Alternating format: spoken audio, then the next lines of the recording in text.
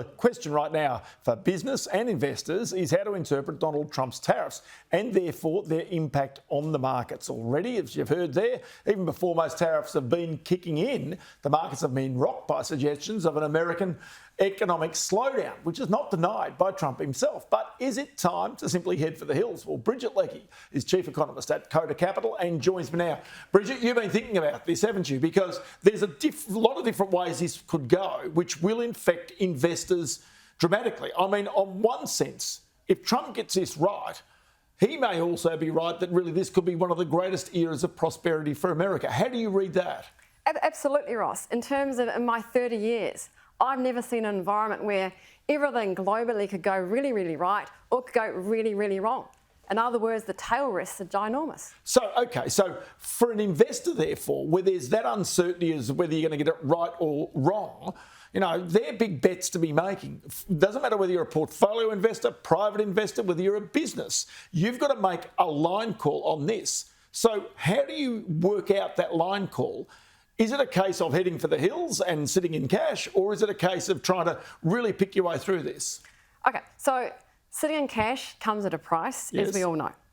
So I think it's really important to look at the globe, not just in the US. You know, obviously, we've seen what's been going on with Trump 2.0, but I think it's really important to look at what else is going on. Look at Europe. Europe's been a standout market this year. But to me, what really stands up, I think, is Europe's finally reawakening. We've seen the German election. We're seeing this move away from fiscal rectitude to fiscal expansion. And I think ultimately greater EU competitiveness and working together, something that Draghi's been talking about for a long period of time, stronger Europe.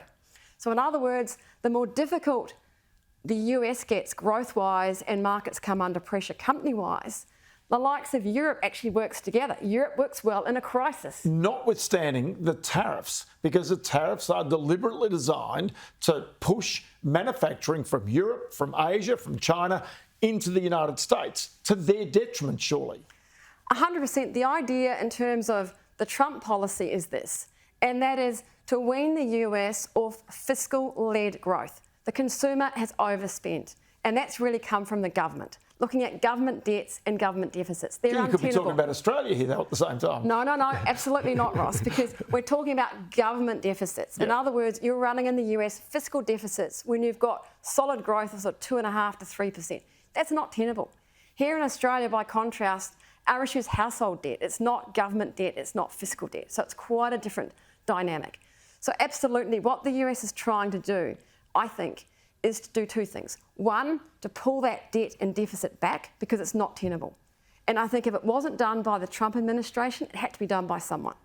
So I think when we look back in history, this is going to be the change year for the US, which was going to have to occur at some point. So the world and the markets and investors and business have got a lot riding on Trump getting this right. He has only 4 years, though, remember. Correct, but he wants to leave a legacy. Let's just put it out there. So 4 years, and what he's doing, unlike Trump 1.0, he's going in hard and he's going in strong. Okay. In other words, he's taking the tough medicine first. Remember, he hasn't... So you buy what he says, that yes, we'll get to this era of prosperity, but we might have to take a bit of tough medicine on the way through. Absolutely. So he's looking at short-term pain, and if we go back just over a week ago, he said there was going to be a transition period. Where this gets really important though for investors, as I'm saying, Europe looks like it's actually starting to strengthen. So in this transition period, Europe's looking better.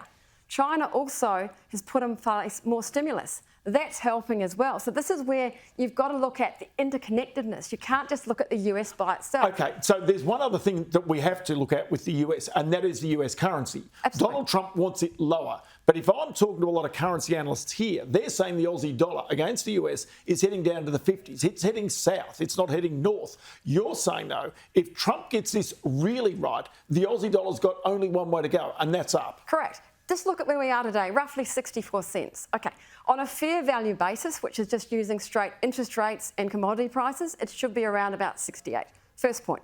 Absolutely, if the US goes into a nasty recession, the Australian dollar will fall. That's what typically happens. It's sort of the buffer. But if Trump gets this right, then he's going to want a weaker currency as part of that reinvigoration of industry to improve his competitiveness. Also, Australia's got resources. Think about it in terms of a stronger US in terms of building manufacturing industry is going to require resources. We get Europe a bit stronger, we get China a bit stronger, then we're not sitting too badly in terms of commodities here, and that's another lever that we've got for the currency. So I think currency could actually go in the opposite direction, being a total contrarian. Okay, and you say if it gets right very quickly, how far north could it go?